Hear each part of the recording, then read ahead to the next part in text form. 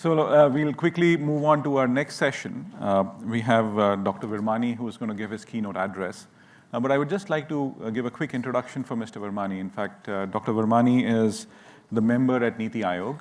So if you know, like Niti Aayog is the Prime Minister's think tank, which was actually re-christened from Planning Commission to Niti Aayog and has a different mandate now.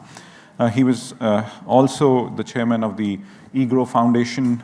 He's also been the executive director at IMF and also the chief economic advisor to the government of India, if I remember it correctly. Yes, so Dr. Virmani, it's just an absolute honor for having you with us, and look forward to your views, please. Over to you. So this title was actually suggested by my wife and son. I told them I'm going to give an academic talk. It's a macro academic talk, but they thought that it should have a sexy title. So it's kind of a contradiction here, but it's not really. So let me, and also, my perspective is a macro perspective. You heard a lot of details over the last day and a half. Some of these concepts really are very academic, and I've tried to make them simple, actually, so oversimplified. But nevertheless, and I'm going to, given the shortage of time, I won't have a chance to give you all the nice examples which I have, the stories. So forgive me for that, but maybe we'll have later, I think in the last session, some chance of having questions. So this is a macro perspective, and actually I should mention, for those of you who are academically inclined, it's based on a paper from where I was before I joined the government. It's called India Vision 2050. And there's 3 years of thought. I also want to mention, for those of you who are academically inclined, in 2000, I wrote this monograph, which has 50 pages of policy reform, and which 70 to 80% of it has been done. So what I'm looking for, the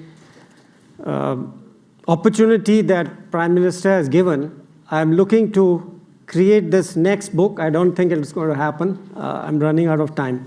But okay, so behind this is really a lot of detail which I won't be able to present. So that's just a warning. So let's start. According to what I'm going to show you is how India is going to become a high-income country by the mid-century. It was a lower middle-income country at the turn of the century. Before 2035, it will be what is called an upper middle-income country. These are all World Bank definitions, and a high-income country by around the turn of the middle of the century. So a little bit, I'll talk about public welfare, which is intimately connected with per capita GDP at PPP. For example, our focus for the last 75 years has been on eliminating poverty, which in our estimation, I have two co-authors. We last year published a paper, which is an IMF staff paper, that absolute poverty, as we have been talking about it for 75 years, has been virtually eliminated.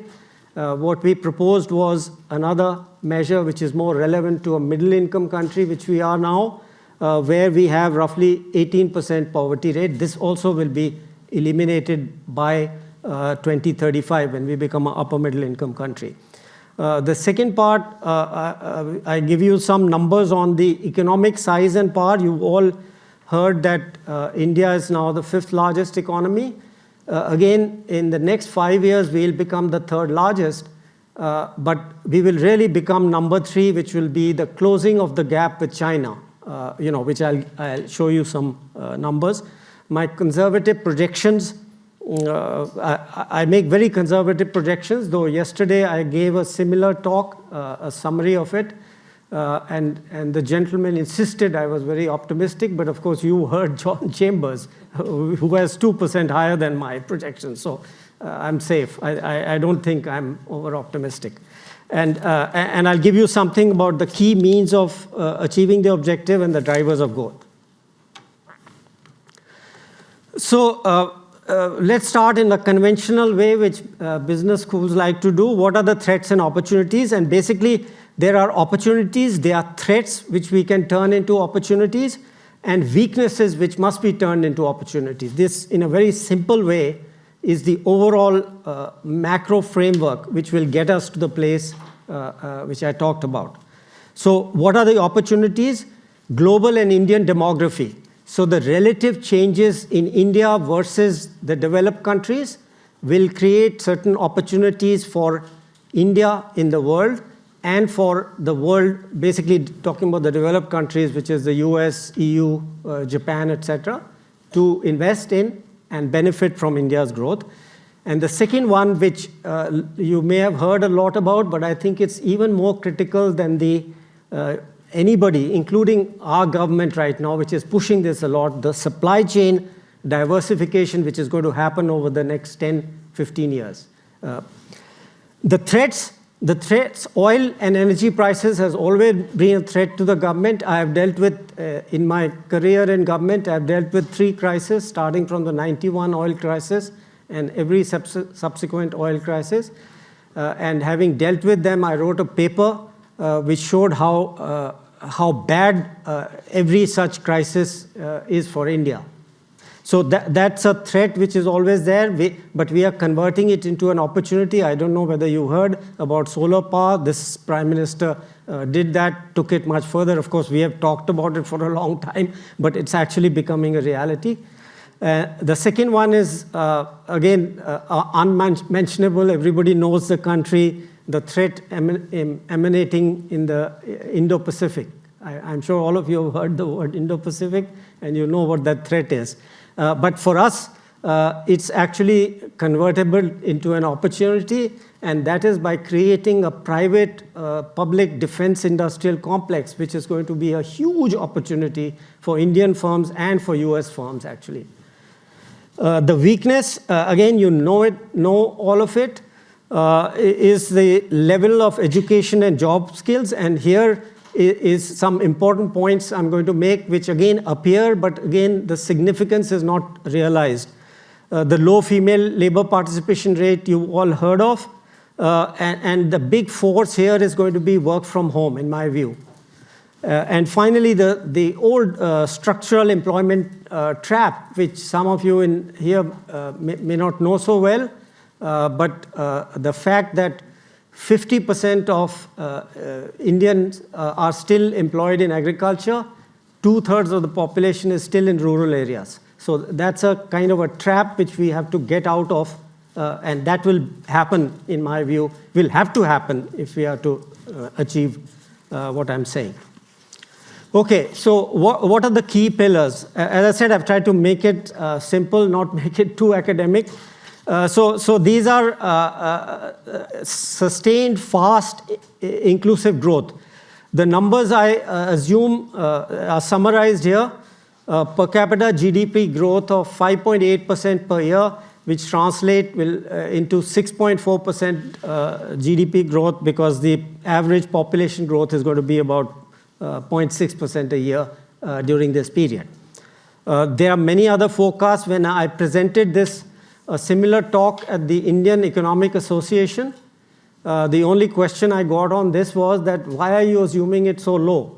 You know, everybody's talking about 7.5. Of course, Chambers is out there, outlier, but a lot of people talking. My reasoning is that I prefer to be cautious, and having been in planning, I have found that overestimation of growth actually leads to a lot of wasteful expenditures. That's the primary reason I hate making optimistic projections, because they always translate into excessive expenditures and waste, because you assume revenues will be much higher. So the sustained fast growth, the equality of opportunity, women, SC, ST, you heard some of it before, but that's it.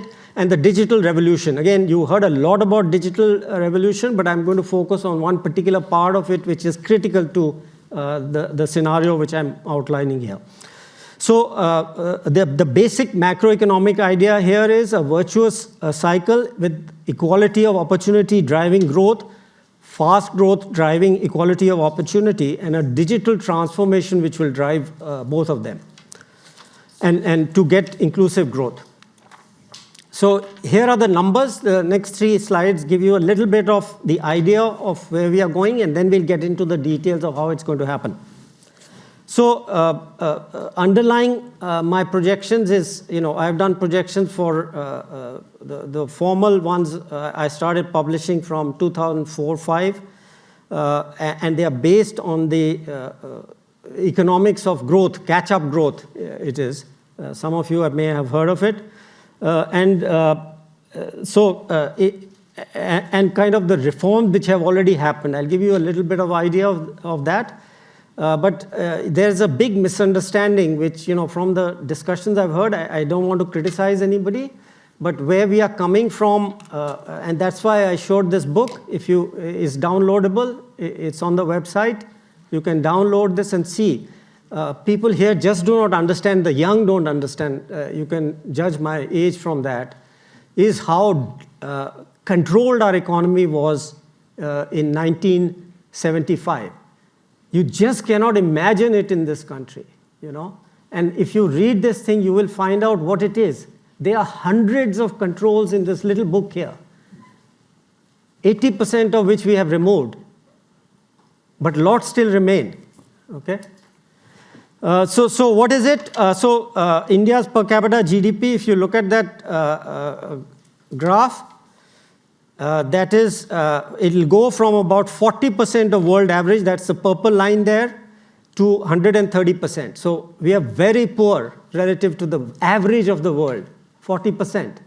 But we will go to 130% by the time I've outlined.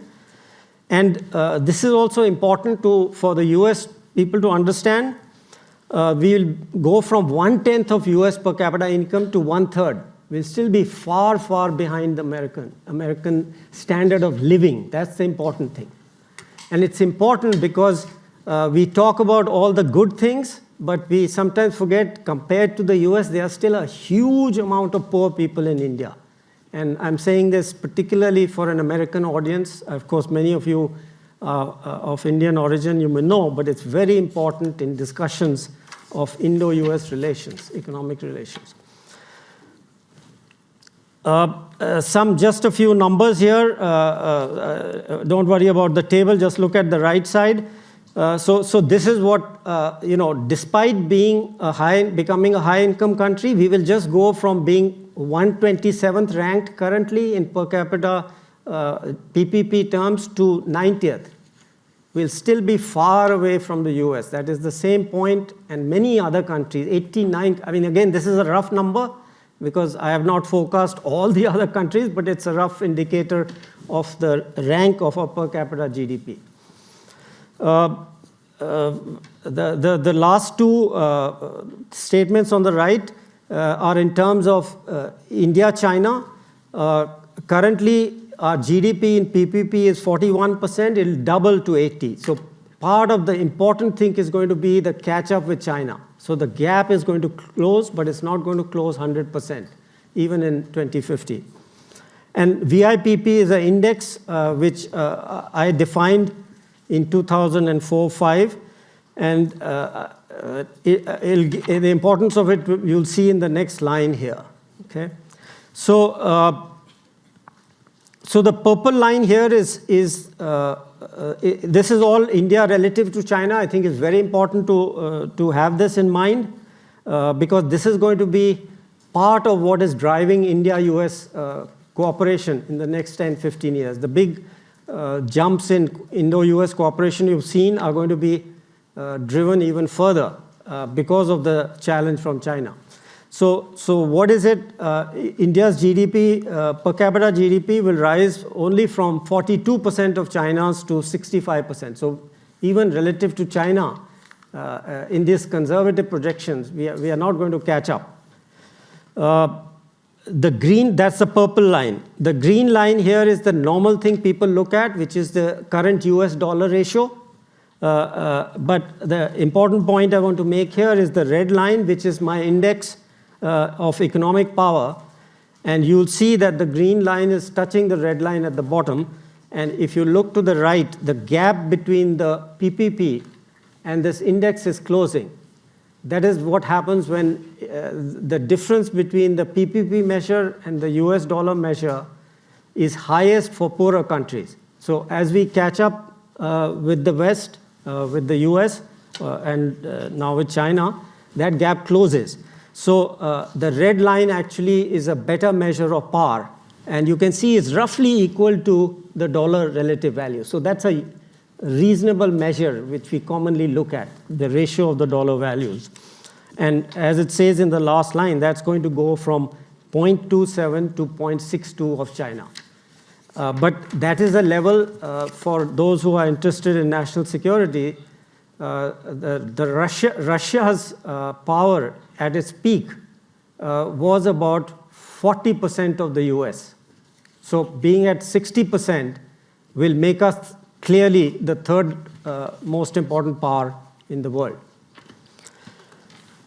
Okay, I should probably have to speed up a bit here. Yeah.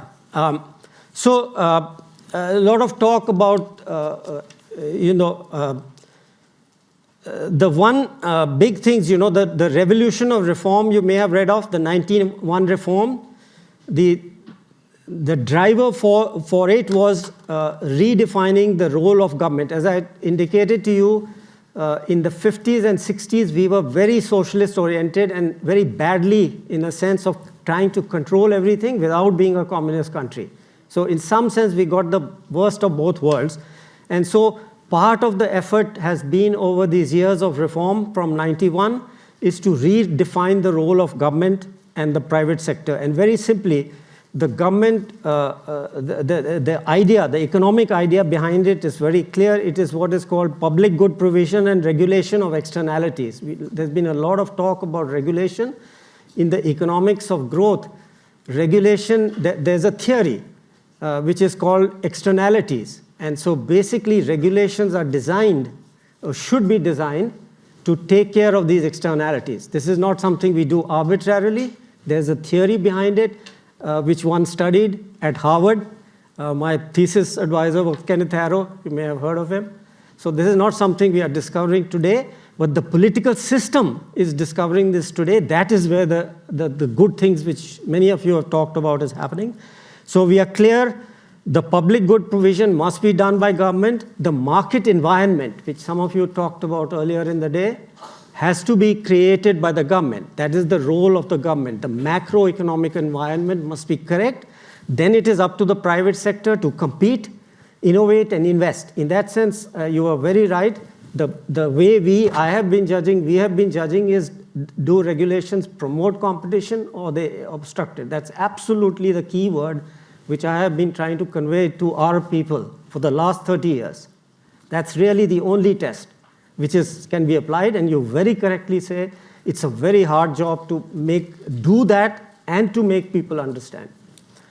So the social sector, I won't have time for that, but I want to come back to the global comparative advantage, the relative demographics. What it shows you is that India as an economy is going to go from comparative advantage in unskilled labor to semi-skilled labor to skilled labor. Now, you may say we are doing all these things right now. Yes, but it's small parts of the population. I am talking about the average. I'm talking about 1.4 billion people, or 1.6. So the average comparative advantage is going to shift like that because of the international demographics and the skills which we will have to develop. Here I just want to mention, I'm very worried in India of this word AI because 90% of the people who use it don't understand it. So the way I like to talk about it, just to make a point, because it's the same thing actually, is in terms of expert systems versus robotics. Robotics is completely wrong for India. It's expert systems which will help us leverage the unskilled labor and the semi-skilled labor, because whatever you do, the high-skilled labor anywhere in the world cannot be beyond a certain proportion, maybe 10%, 15% of the population. What about the rest? Okay, and this is one of the important points I want to make. So, which I'll come back to. So, reforms undertaken very briefly. The Bankruptcy Act is a major move. People don't realize, myself and many of those who I worked with have been trying to get the bankruptcy code for 10, 15 years. And it almost happened in 2013. We had a new corporate law, company law. It was put there, then it was removed for political reasons. That is why the credit has to go to the Modi government who actually did it. You know, it's very easy. I mean, I may have mentioned it in this book in 2000, doesn't matter, right? Eventually, the person who gets the credit, should get the credit, is one who does it, okay? And they did it. I think it's very important to recognize that. It doesn't matter what the origins were. I'll tell you another example a bit later. Monetary Policy Committee, the constitutional amendment of GST. People don't realize this is the first major amendment of the Constitution on economic law, the first one in 70-year history. People say the BJP opposed it when they were in opposition. Maybe, yeah, perhaps. But this required a huge effort. It's the first constitutional amendment for economics. There have been all kinds of other political and other things. DBT, you already heard of.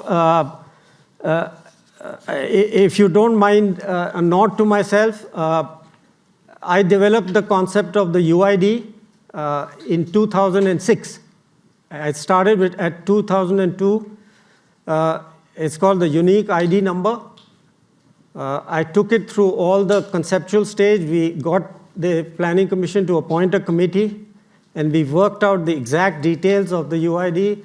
We had a cabinet note ready. That is what became the Aadhaar.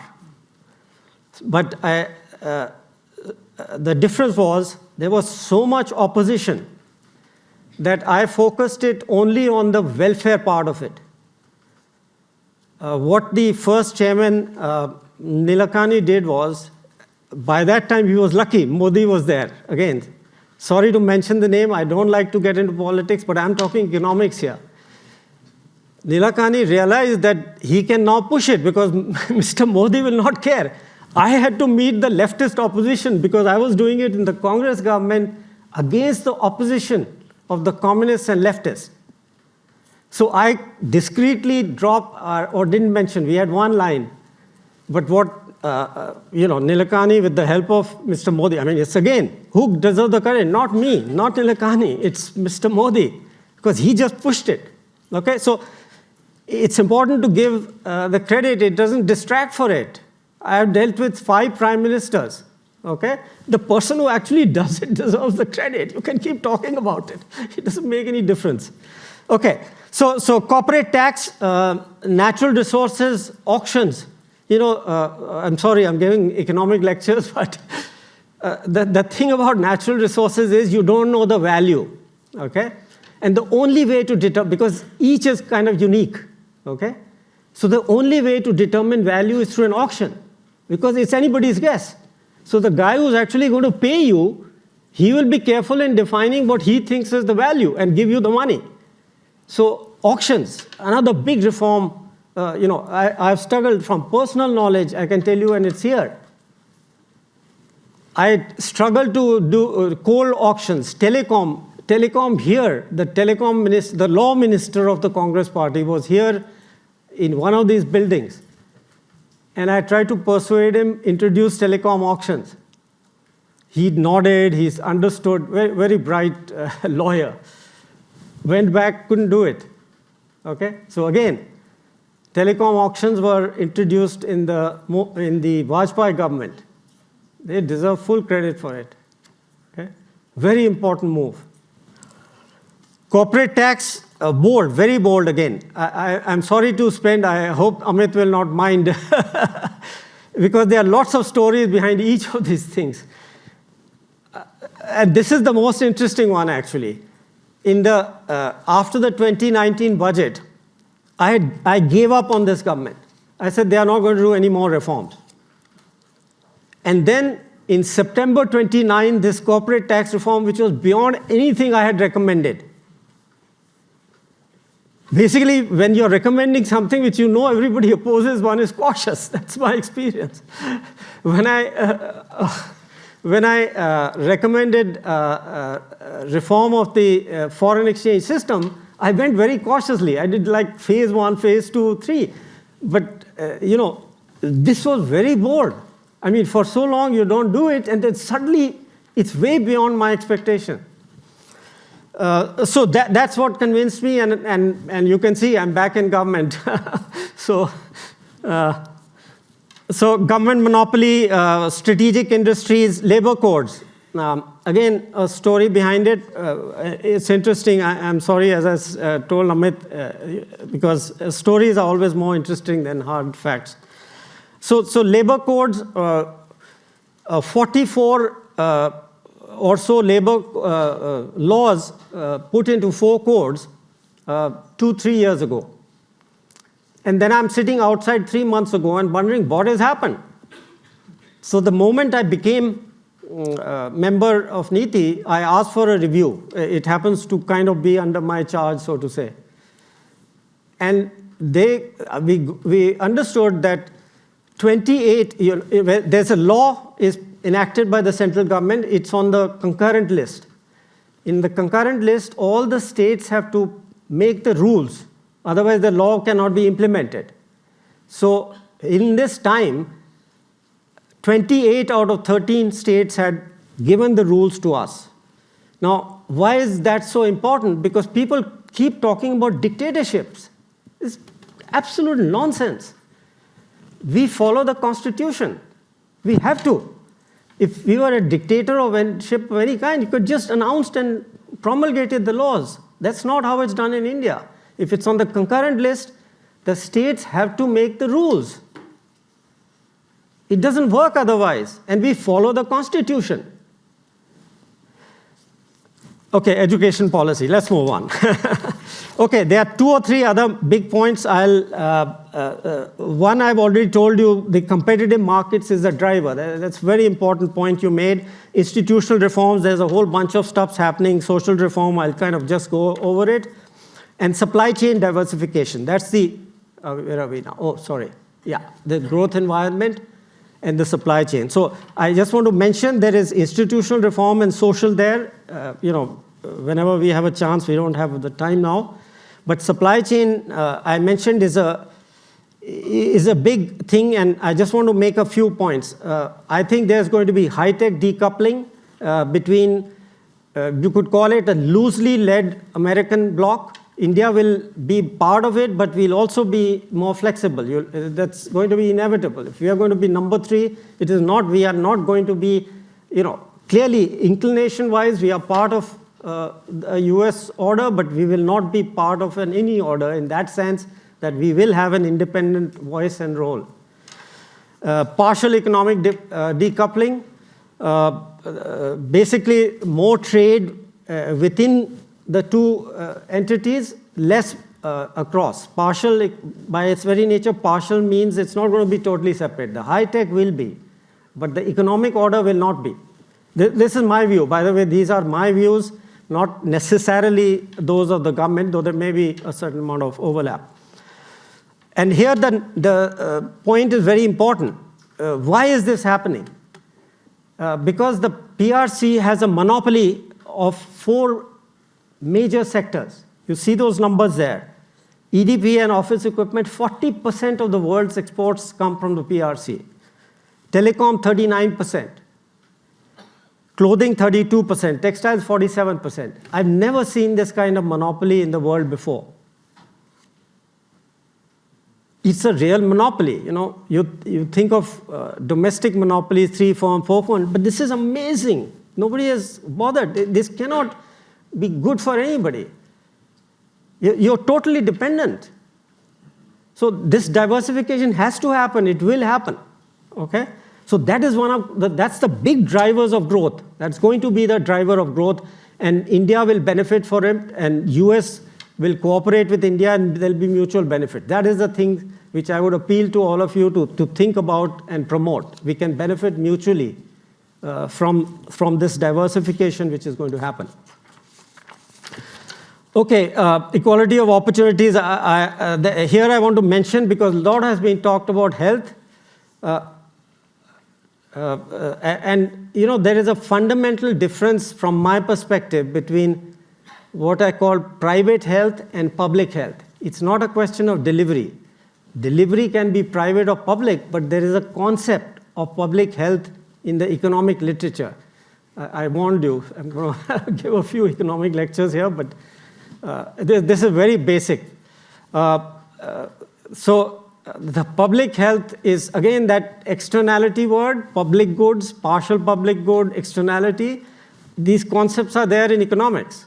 We stopped applying them, even in India, by the way. I'm not saying only in the US. We've stopped applying them. It's all there. It's different. Government has to be involved in public health. There's never been an issue in my mind, but the theory tells me, everything tells me. So that I just want to emphasize that, okay? Employment is very complicated. I have a list. I made a list yesterday. I made it again because this is a question I always get. It's a very complicated issue, but it basically has to do with bad policies over 75 years. We have started removing them. One of them I just mentioned, labor code, which is still not implemented. It's done, but it's still to be implemented. One thing we have completed is something called SSI reservation, which we had for 50 years. But that's just been removed about 15, 20 years ago. And there's a whole bunch of other stuff. Knowledge economy. Now, the basic point, there are 2 points I want to make here. One is the critical need to get the right information to the right people at the right time. Now, why, you would say, is this government is a nanny state? No. Again, the economics of information is there. It tells us there are large externalities in the flow of information. Information has the problem of asymmetry. So if I don't know anything about treating my own health, I will never search for it because I have no idea. So there are 3 levels. You all talk about the high level. There is a low level for less educated people. There's a middle skill level. And then, of course, the higher one, which you all discussed and you all know about. And that's why I like that presentation you made. It fits with this concept here. And I'm always looking for information to fill this thing out, because this, I think, is going to be critical for the future. Okay, I'm kind of going to skip over that and go into details if somebody wants, and we'll have time. But I want to come to another the digital infrastructure you heard about, but I want to give you a different way of looking at it, okay? So, of course, it's pioneering, third way. You heard people earlier. But for me, there are 2 things. Actually, given the time constraint, are we running out, Amit? Okay, let me, so there is an approach which doesn't matter, but the second one is more important, which I want to. So here is the problem which I want to address with this, and I think it's absolutely critical. We have a scalability problem. So India's population is twice that of USA and EU combined. You cannot imagine the scale of that problem, and I'll give you one example of the scale. About 15 years ago, I don't remember the exact, Apollo Hospital, one of the first private hospitals in Delhi, came up. I visited that. It was exactly like I had been to a US hospital when I worked here at the IMF. Spotlessly clean, 2 or 3 people are waiting, or going somewhere, few nurses going forward, back. There's a doctor running from his office to somewhere. Deserted. I went there 5 years ago. What did it look like? It reminded me of the time I used to travel on the railways. Scalability. The moment you build something, it gets full.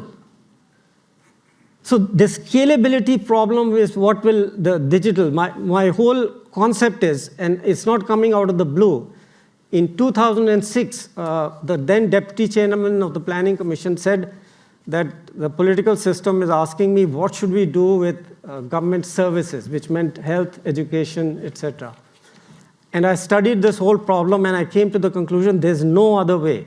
It has to be telemedicine, tele-education, and fintech we've already got, and you've heard of it. But because people are not thinking enough of this, of course, you have a lot of examples, and I'd love to talk to anybody who has ideas on these things. So that's one aspect, but there are other aspects. Local hierarchies. There was mentioned, doctors don't want to go there. I've seen this problem for 50 years, madam.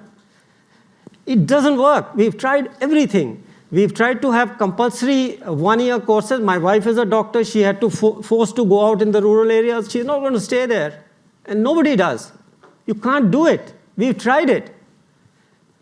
Only way is telemedicine. Okay?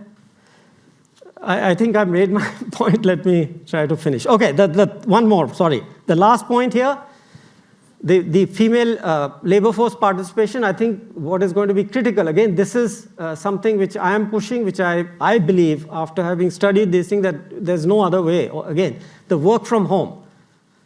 So rural women, they have tough time getting out of the house and going to a job, maybe a few miles away in the local little town or whatever. But they can work from home now. Not everybody, not the whole mass of population, but a lot of educated women could do that. Okay? So work from home is going to be another revolution in my view. And of course, the private sector can make it happen, actually. And again, any ideas are welcome. Okay. That's it. I'm going to, so Green India is another thing. I just put it on the table, but this is going to be a driver. The digital is here. It's going to drive for the next 10, 15 years. Green India will come later. There's a whole bunch of new ideas we have. The PM has. They are listed here, but I'm sure you will hear about it in the next many years and may have heard already. So what is it? Okay. So here we are. This is the finishing overview. So in my view, by mid-century, there is going to be a tripolar world with what I call a multipolar rim. So US, China, India will clearly be the big powers. Yes, 2 days ago or something, I saw a projection by some consultancy which goes to 2075. You don't have to go to 2075, but he was trying, I think, to see how much Indonesia would come up. So by that time, actually, they showed 3 big pillars and Indonesia down here, the next one, 4th. So just gives you a picture. That's all I'm trying to give you. RIM, Japan, Germany, UK, France, Russia will all be part of the RIM by that time, even 2050. India's economic power, I already told you the VIPP of 0.83. We're still far from the top. We will be clearly number 3, in my view. There are people who imagine in India that we'll somehow beat China. No, it's not going to happen that quickly. Globally, military, again, I come back to that. This is not just a military opportunity. It's an industrial opportunity, which if you can convey to, there are a lot of entrepreneurs here. I would like to tell them there's a huge opportunity for India, US, in the military industrial field. The decoupling I've already mentioned. Okay, final. So India, high income country, average quality of life will be kind of like the EU of the 1995, still a long way to go. Sustained fast growth we've talked about. The paradox of power. This is the difference from the US. China and India are different because they are large countries. We will have 4 times the population of the US. So even though power rank will be 3, income rank will still be 90. That's a very important point to remember. Why is it important? Because in things like FTA negotiations, economic relations, you have to remember there will still be a large part of India's population which compared to the US will still be poor. By US definition of poverty, it will still be huge.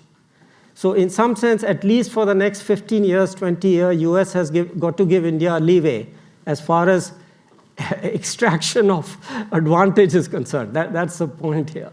Okay? It's not that we'll be permanently exempted from anything. Of course, there's a question of mutual benefit, but this issue should not be completely forgotten. Let me end with that. Thank you. I'll ask my question on the framing of the healthcare workforce that you talked about. Dr. Virmani. You said a few slides into your talk how there is an upskilling needed, and then India is going to traverse the path from low skill to medium skill to high skill. And then when you came to the healthcare portion, you said telemedicine will be needed because we can't get doctors in rural areas. That's hard. So I'm combining those two. And I'm combining those two to ask this question. Is there a need for skill levels at all three of those buckets? And is there employment opportunity, which is a hard question to answer, I know. Employment opportunity in healthcare, using healthcare as an example, at all three of those buckets, where we are upskilling, but also skill enhancing through technology. Absolutely. So that slide, which I kind of rushed over, because I had asked for 45 minutes with Amit, he reduced it to 35, it's okay. I'm sorry for that. He's done that to everybody. Yeah. So that's exactly the point, that while we focus on the higher levels, we mustn't forget the middle particularly. And the lower is something we have to do, but the middle is where you all can still help. Because of the telemedicine, thing, there's a huge amount of work to be done, and profits to be made. I mean, reasonable profits, not huge. Let me give you two brief examples. One is, of course, the case of, I had a friend whose daughter had an accident, motorcycle, and she became disabled. He needed a speech therapist and a physical therapist. He couldn't find one in India. So he had to come to the US, get a job here, and live here. That's the kind of gap that exists. We still do, there are. When I last worked on it, we set up the Skill Development Corporation. I was involved in that. We identified 5,000 to 6,000 middle skills. That's why I emphasize the middle. Okay, they're there. We need the skills. When people talk about employment, you can't have employment without skills. So there is a large construction company I don't want to name because the board member told me. He said this construction company has 150,000 job openings for construction workers. They cannot find them. Now, somebody asked me when I said this, they said, you mean plumbers? Well, plumbers, but you know what? This is a industrial project company. Plumbers are not the plumbers you are thinking of. They make huge chemical pipes, right? Those are also plumbers. We call them fitters, by the way. So yes, you need trained people to build huge projects. They are plumbers, okay? There may be an electrician, but the electrician who comes to my house is different from the electrician who's going to wire up a big factory or electronics company. So I think I've answered your question. Yeah, right. Another one? Yes, please. Dr. Virmani, that's the most passionate economics talk I've heard, so thank you so much for that. My question is the growth rates, sustained growth rates that you mentioned, you're saying it's conservative at 5.8%, and there are estimates going up to 7% or even exceeding that.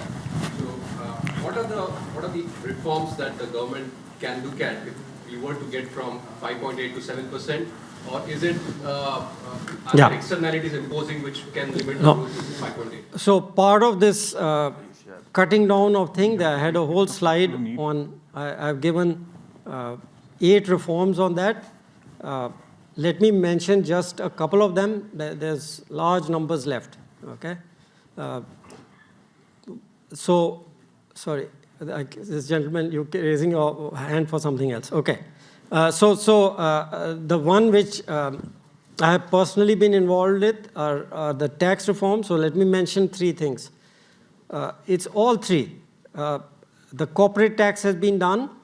The direct tax code has not been promulgated. This is something which I was,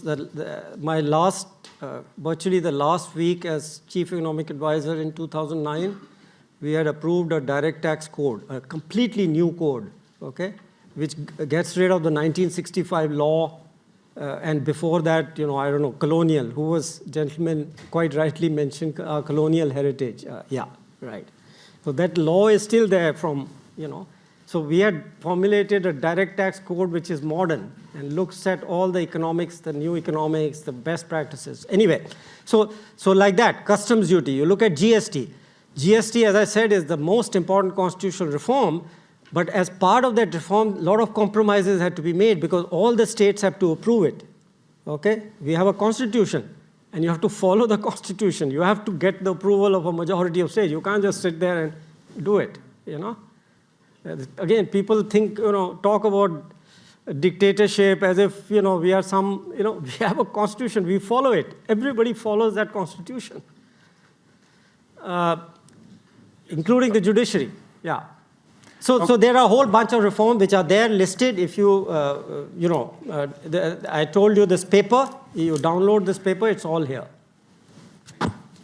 Yes, so there is a question in the back, the person with the mic. Can you hear me?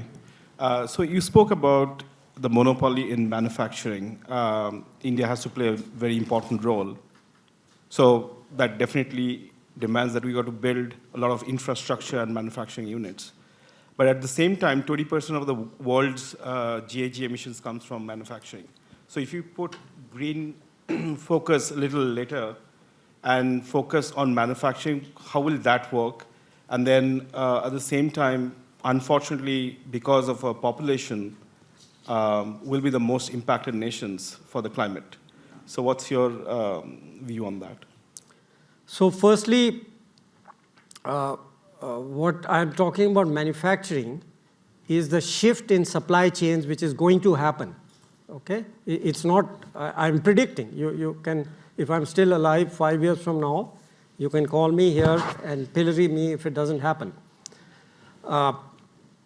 So that is going to happen, and India recognizes it. For example, we are doing FTAs with your EU, UK. We've already done one with Australia. Those are very important. And let me tell you why.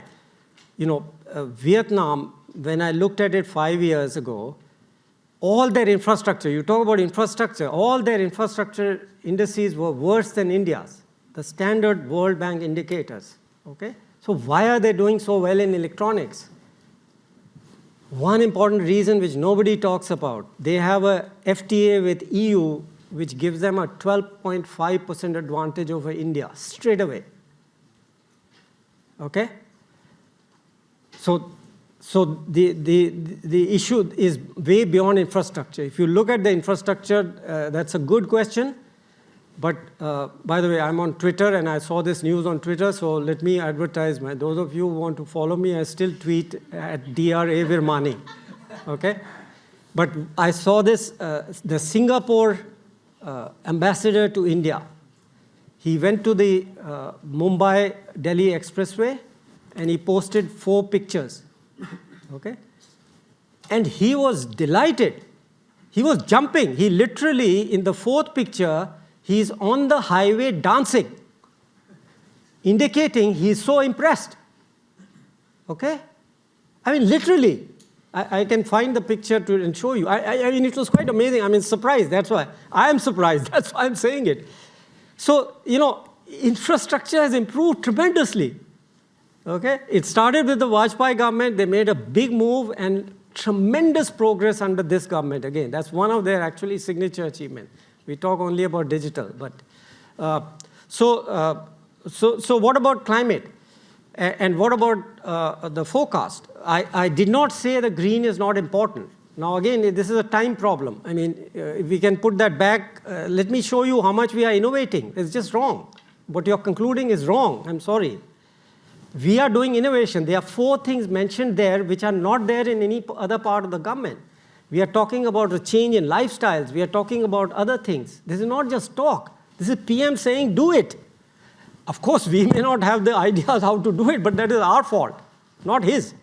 So that is not what I'm saying. What I am saying is how much it will drive the growth. Please distinguish. Okay? When we are saying digital economy is still like 3% or whatever. I don't know. You guys know it better. It's not driving the overall growth. It's going to drive it in the 10, 15 years. The green part will become a driver of growth 15 years later. That's the point. Please do not confuse. The Prime Minister is very clear. He is going all out on hydrogen. As an economist, as somebody who's been in planning, I like to do project appraisal. He is saying, I'm willing to take a bet on it. So that's not the issue. It's not that we are not doing it. Okay? I mean, as a cautious economist, I would say let's do some cost-benefit analysis or something. He's saying, no, I don't need it. Let's just put some money in it, see if it flowers. If there are 10 ideas on green, we will do those, and some of those will work, some won't. Kind of like an entrepreneur. So last two questions, please. Professor Paul Raj, and then we have a young student from Stanford, like sir, right? So. Thank you, Dr. Virmani. Okay, let me talk up. So thank you for your remarks, very enjoyable. I want to add one more tailwind for India, which I sometimes remark about, is that on the broad econ policy, there's also political consensus, despite some sparring at the edges. Broadly, whatever party is in power, I think this direction is going to remain, which I think is also bodes very well for India. Could you please remark?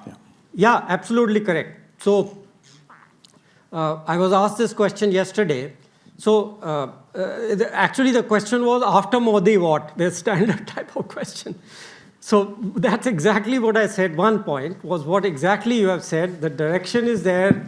The direction has not changed since actually the mid-80s. 91 was the big one, which everybody knows about, but there were reforms in the 80s also, which actually accelerated the growth a lot. People don't realize. Again, it's in one of my papers. So what is the second one? See, the thing which will happen and has happened in the past is that a certain prime minister and a certain government may favor XYZ more. The next person will say, okay, this is not that important, let's do ABC. So that will happen, okay? So the way I look at it, some people call it opportunistic. I said, whatever works with this government and this prime minister, let's do it. Then we'll see what happens in the next one. We'll see what their interests are and do the, that's a new challenge we'll address. Last question for the day, please, for this session. Yes. Hi, thank you so much for coming and engaging us. I just had to ask a question because you mentioned that Ken Arrow was your advisor, and I'm a big fan of his work. And Ken Arrow has a very famous article called "Are We Consuming Too Much?" that was written at Stanford. And it's in the context of that article that I really want to ask a question related to the earlier question about climate. Last year we had a historic heat wave in India. There were massive floods in Chennai and Bangalore. And I totally agree with you that India is a leader in terms of technology, implementing change. This is the West's fault. So I don't think it's an issue of is India not doing enough in terms of its share. But to me, these issues of more than half of the Indian labor force are outdoor laborers, mostly farmers. And then more than half of GDP is cities, right? Which, whether you look at Bangalore or Delhi, are highly vulnerable, to these risks. So, my question, especially in the vein of Dr. Arrow's, famous paper, when you take these risks into account, does your story change? And are we underestimating the value of natural capital, particularly given your comment on, how do we value natural resources? It's the exchange value. So natural resources like water or forests are most important to the most low-income people whose ability to pay is the lowest. So our market value for those goods is very low, despite the fact that those are very important. So I just want to ask, taking into account all of these risks, does your story change? Okay, there are two parts to it. First part I'll mention, I'm not one of the areas which I'm completely not an expert on is climate. Our new VC, Mr. Berry, is the man for climate and energy. So it's at a higher level than mine. So I won't be giving you an expert thing, but I do know macro, and I hate to do absolute projections, okay? I have always in my life done relative, and the basic assumption there is that any surprise, a global surprise, will affect everybody. It's highly dangerous. The only reason why I'm doing this because my prime minister likes absolute numbers, and I have to translate it into, otherwise I talk in numbers. The percentages I showed you, 0.83, 0.15, you'll never remember them. You only remember 3 trillion, 5 trillion, 10 trillion. But I did a compromise. I said, let's call it upper middle, and I never do that. So the basic assumption which I have is there are things which are not predictable, okay? We have to assume as a first cut that they'll affect everybody, and therefore if I do relative projections, I'm taking account of all the things I know will happen, okay? I cannot take account of things which I cannot predict. Now you can say there'll be a meteor which will strike the earth 20 years from now? I don't know. Yeah, maybe everything will change. Okay? I have no way of predicting it. Okay? Now, as far as climate change, your other part of the question, I wish we had that slide. I mean, there are huge numbers of initiatives. We are there, but I am not the expert, so I can't, I mean, I just have those things there. You can look at them, you know. We are not underplaying it. We are doing everything, including the part you're saying. There's a special mission. I remember a discussion the first time, I can give you a specific because there's nothing secret about it. The first month I came, there was a meeting of senior officers in the NITI. That includes the VC members, CEO. And the presentation was on live, exactly the point you're making. That PM wants this, what are we going to do about it? Okay, so if you get the impression that the government or India is not concerned about it, that's absolutely wrong. Okay? Thank you. Thank you, Dr. Virmani. This has just been such a fascinating interaction. Thank you. And Thank you. as for your comment that after 5 years, I think we would love to have you again next year as well, 22nd, 23rd February next year. So it would be a pleasure to have you back here at that time and listen more. If I may apologize, yes. I mean, what drives me, which is why I've taken this job, is because I still hope to, despite my age, hope to do something. Absolutely. We need people like you in the country, so thank you.